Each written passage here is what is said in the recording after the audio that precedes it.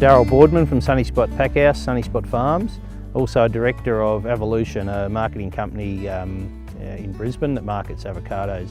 In all our farms now, we probably look after about 20,000 trees. The varieties we grow are predominantly Hass. We do have some other varieties. Shepherd is a small percentage to have some early season, and then we have some pollinators and other varieties, but Hass is our main variety.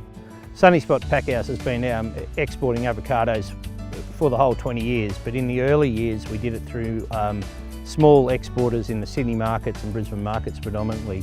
But in about 2009 or 10, I think it was, we formed a larger company, and the idea of that company was to export 5% of the volume of everyone who was involved. And we export currently, I think last year we exported about 30% of the Australian crop that was exported, and we export to three main countries, which is Singapore, Malaysia and Hong Kong. I would just about say in my time in avocados that it's generational. It takes just about a generation to open a new market.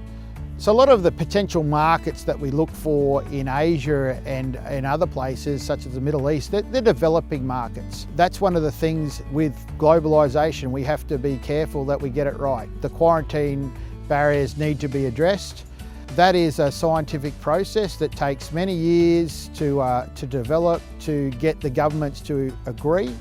But generally, in the last few years, we've signed a lot of free trade agreements. History shows that that does result in increased trade once we get the market access issues out of the way. Well, the future of avocado exports is going to be big. The way this season's progressing, we're going to have to send fruit somewhere just to get it off our domestic market. So by default, exports will grow. Over time, we will open markets hopefully, and exports will increase, and will have to increase. If growers are thinking of exporting, I would suggest don't try and reinvent the wheel and go and do it yourself. There's plenty of us out there that have been doing it for a long time. Come to one of the bigger operators, bigger exporters, and try and work with them. But once you do it, be committed, and be committed every week.